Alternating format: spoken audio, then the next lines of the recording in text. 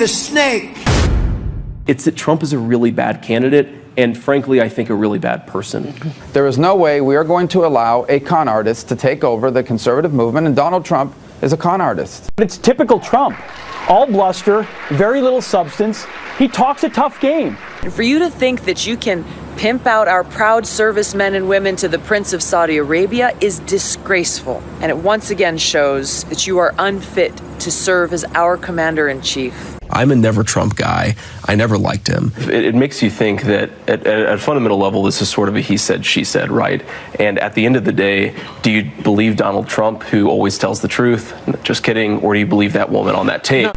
He's an armchair tough guy. I hate to say it, but this is a guy who said that John McCain is not a war hero, yet he sought his own 5 military deferments. There's nothing in our Constitution that gives you the power to go to war without the express consent of Congress. This is the most important government job on the planet.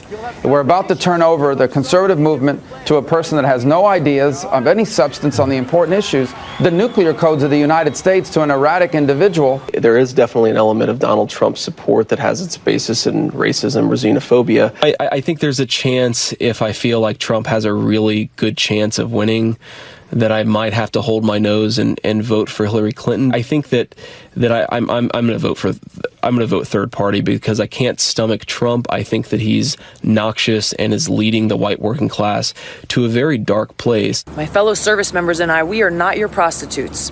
You are not our pimp. Oh, how they're killing us. Let me count the ways. They kicked it off with an mRNA DNA changing engineered bioweapon, all at the same time of rolling out the 5G addition to cell towers, and priming the pump of death and disease was the geoengineered stratospheric aerosols being sprayed on all of us. By the time most of the American sheeple figure it all out, many of us and our loved ones will already be dead. Why did Donald Trump tell this same snake story over and over? It was confusing until I finally understood. The woman was the United States, and the snake is him. The snake, on her way to work one morning, down the path along the lake, a tender-hearted woman saw a poor, half-frozen snake. His pretty colored skin had been all frosted with the dew. Poor thing, she cried, I'll take you in, and I'll take care of you. Take me in, O tender woman. Take me in for heaven's sake. Take me in, O tender woman, sighed that vicious snake. She wrapped him up, all cozy, in a comforter of silk, and she laid him by the fireside with some honey and some milk.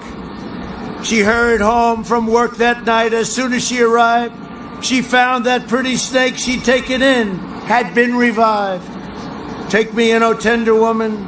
Take me in for heaven's sake. Take me in, O tender woman, sighed that vicious snake. She clutched him to her bosom. You're so beautiful, she cried. But I hadn't brought you in by now. You know you would have died. She stroked his pretty skin again and kissed and held him tight. But instead of saying thank you, the snake gave her a vicious bite. Take me in, O tender woman, take me in for heaven's sake. Take me in, O tender woman, sighed that vicious snake. I saved you, cried the woman, and you've bitten me, but why? You knew your bite was poisonous, and now I'm going to die. Shut up, silly woman, said the reptile with a grin. You knew damn well I was a snake before you took me in. The snake. I would not intentionally spray my children or family with toxic aerosols, but as you must know, 80% or better do not have any family or children. I have contacted the Virginia Pollution Control Board, National Weather Service, Oceana and Dam Neck military bases, NOAA, NASA, the Department of Defense, Brookhaven National Laboratory, the Department of Energy, the Department of Homeland Security, FEMA, the Health Department, the Department of Travel, countless federal agents and operators, the Virginia Beach Police Department, and even the White House. all to no avail. Indigo pilots are chosen from the top ranks within the Air Force, Navy, and Coast Guard. Most of the pilots are, quote, hardened to humanity, unquote, and could care less about killing off unwanted or leeching aspects of America and the world. I swear to you, the majority of the pilots are like machines. I call them tanker terminators. We are paid more than any other pilot for our service, other than Air Force One pilots, who make as much or more and are kept in a dark secret world for their own protection. There is a rising international concern about the existence of airborne chemical spraying, bolstered by a growing body of scientific evidence. What is in the air that we are breathing? A decade and a half into public radar, the fight against aerial geoengineering has shifted from fringe suspicion to a populist front line against unelected technocrats playing God with the atmosphere. We're in a war. This is a war against me, you, our children, our grandchildren, and generations to come. This is war raged upon us. These programs consist of spraying tons of patented aerosol pollutants into our skies without public consent. This includes aluminum, barium, strontium, and more. I don't want some creep ramming chemicals down my throat without my permission. Pushback has finally reached the EPA and the HHS, now forced to at least pretend to look into it amid mounting state-level revolts. The Environmental Protection Agency established public reporting systems and launched dedicated web resources on contrails and geoengineering, claiming total transparency. In the case of stratospheric aerosol injection, it's not like it's thoroughly studied, it's approved, it's trusted. Instead, you have people who just want to do it on their own, like try to get themselves someone to hand over $1 billion to just go dump a whole bunch of sulfur dioxide into the stratosphere. There are entities and people who would want to drastically scale these activities up. In multiple states, including Florida, Tennessee, and Montana, legislation passed or advanced outright prohibiting weather modification and geoengineering, with bills in over a dozen other states demanding investigations into suspected atmospheric tampering. A federal Clear Skies Act proposal seeks to ban such activities nationwide, complete with EPA-led probes into public complaints. And we have documents to prove the existence of these programs going back decades, documents hundreds of pages long. We have an 800-page U.S. Senate document from 1978 outlining the scope and scale of these programs then, specifically calling for intergovernmental cooperation, even between, quote, otherwise adversarial nations, because of the cross-border ramifications of these programs. You can't just geoengineer over your own country.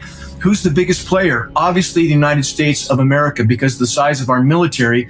The U.S. military has 3 times more aerial tankers, which are the primary aircraft used in these operations, 3 times more than all other militaries in the world combined. Soil, water, and snow samples across the heartland still show anomalous metal spikes correlating with heavy spray days, while respiratory issues, brain fog, crop failures, and bizarre weather patterns fuel demands for real answers. The amount of aluminum in our soil now is 5 times to 10 times higher than it was even last year. They're now creating crops that aren't bothered by aluminum. It's like, okay, well, we're going to pump the skies full of aluminum. Then you're going to be forced to buy our aluminum-resistant seeds to survive, which is just crazy. What began as bold vows to expose the aerial spraying of aluminum, barium, and strontium has been reduced to bureaucratic whispers. Kennedy's warnings of stratospheric aerosol injections and weather weaponization have been abandoned. Another knife in the back from those who swore they'd stand with the people against the globalist experiment over our heads. The confidence game, commonly known as the con game, relies upon the exploitation of trust, hope, ego, and emotion, and is one of the oldest and most effective forms of deception known to man. Human beings are not naturally that suspicious. Starting in childhood, most are conditioned to trust and cooperate with one another. And we are hardwired to look for patterns that confirm our beliefs rather than challenge them. We are also more inclined to stick with our decisions, even when new, contradictory evidence arises. Some people live their entire lives oblivious to this. Some learn to rise above it, and others take advantage of it. According to psychologist Maria Kornikova's landmark study on the subject, there is a choreography that con artists have refined over centuries. The put-up identifies the mark.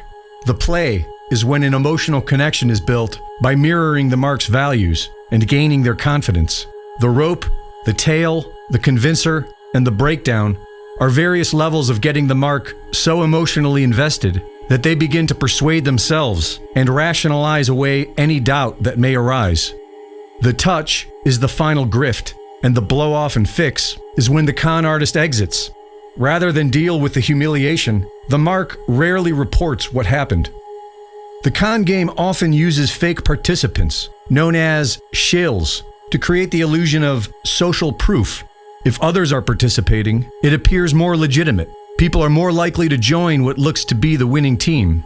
And most humans are demonstrably fooled over and over again by someone acting in a confident manner with impressive credentials and wearing expensive clothing. Most humans see this as somehow being trustworthy. But you don't have to be stupid to fall for the con. Studies show us that the victims of the con game are often successful and highly educated. The more intelligent the victim, the more complex they can rationalize away the red flags. The most susceptible to falling victim to the con game are those experiencing stress, loneliness, and isolation. Donald Trump's mentor, Roy Cohn, understood this better than most. In 1973, the U.S. Department of Justice sued the Trump Real Estate Organization for violating the Fair Housing Act for racial discrimination across 39 properties. Trump consulted Roy Cohn, who filed a $100 million countersuit against the federal government, asserting the charges were irresponsible and baseless. This countersuit was thrown out, and the Trumps lost, but there was no admission of guilt. Roy Cohn and Trump held a press conference and declared victory, and Trump learned his foundational lesson. You don't have to win in reality if you can win in perception. From 1973 until 1986, Trump and Cohn spoke 15 to 20 times per day, every day. Cohn advised Trump on real estate deals, marriage, and media strategy. The unwritten rules that Roy Cohn helped instill into the character of Donald Trump are 1. Never apologize, never admit wrongdoing. 2. Always counterattack and hit back harder. 3. Use the legal system as a weapon. 4. Manipulate the media. 5. Use fear as both shield and sword. And 6. Build a fortress of loyalty and punish disloyalty absolutely. Cohn's playbook didn't just work on business rivals and judges, it scaled to con millions of people.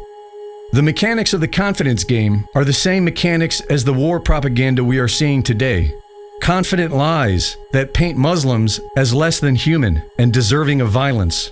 When under stress, the human mind prefers a target to blame over a complex explanation. And so scapegoating not only directs anger towards your desired target, it gives relief to the people because they no longer have to think, which leads people to celebrate cruelties they would otherwise find unthinkable. Mark Twain famously said, "It's easier to fool people than to convince them that they have been fooled." Humility is a superpower that many people don't seem to fathom.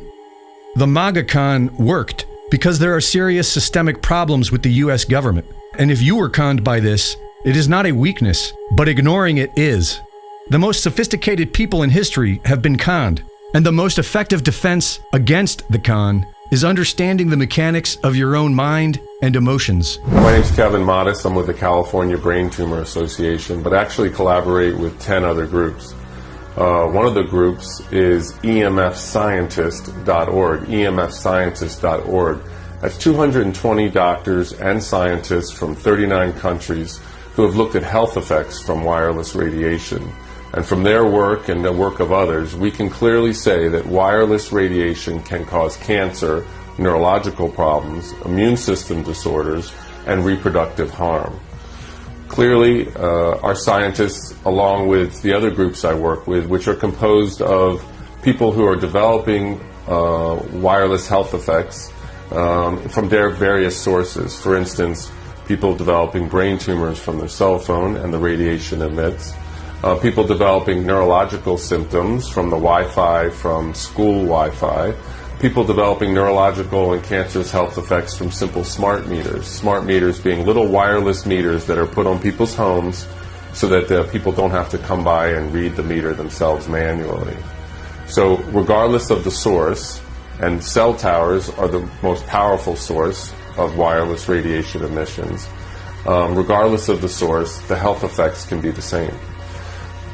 So what brings me here today is the rollout of 5G technology. And people need to understand that 5G technology is very different from 2G, 3G, and 4G that preceded it. And that is because the wireless radiation is using a higher frequency. Our current wireless technology uses about 1 gigahertz to 4 gigahertz. This new 5G technology is ultra high frequency, ultra high intensity, and it's 24 gigahertz to 90 gigahertz. To put this in some type of perspective, 90 gigahertz is 90 billion electromagnetic waves per second hitting your body. We know people are already getting sick from the lower frequencies, and we expect, that is our scientists expect, that these higher ultra high frequency microwaves are going to bring people to disease quicker and in a more intense form. The other problem with 5G technology is these microwaves are very short. So our old microwaves were about 2.5 to 3 feet long. These are now about 1 inch to half an inch long, and they don't travel very well. So they're going to have to put a little cell tower transmitter in front of about every 2 to 10 homes. Now this is a big problem because we know that cancer rates around regular cell towers are about 3 or 4 times what they normally should be. We also know that there's neurological symptoms that increase as you get closer and closer to a cell tower. Now these new transmitters are going to be placed close to people's homes. It's going to be continuous exposure as with other cell towers, but it'll be emitting a much more higher frequency, high intensity wireless radiation. Ladies and gentlemen, not only are these 5G death towers going to double cancer rates in our country, they are going to be used to target individuals in a way never seen before. Since most people keep their smartphones on them like a tracking device, and since their political profiles are linked to their phones, it only makes sense that this is going to be an easy way to target people silently and without a trace. As you can see with these new 5G death towers, they are going to be focusing beams of high-frequency energy at a user's location. These 5G death towers are in fact particle beam weapons that can be aimed at people. These particle beams move at the speed of light and track you wherever you go. And in most cases, you'll be hit with particle beams coming from multiple directions. This truly is a national emergency, considering who controls this technology. You saw how the IRS was targeting conservatives. You saw how the FBI covered up the Las Vegas and Hillary investigations. Well, what do you think this beast system is going to do with Christians and conservatives on their networks? Zap, zap, and double zap. That's what. Have no doubt about it. These 5G death towers are bad news any way you look at it. So go to your city council meetings. Protest these bad boys from coming up in your neighborhood before it's too late. If you're listening to this, you are the resistance.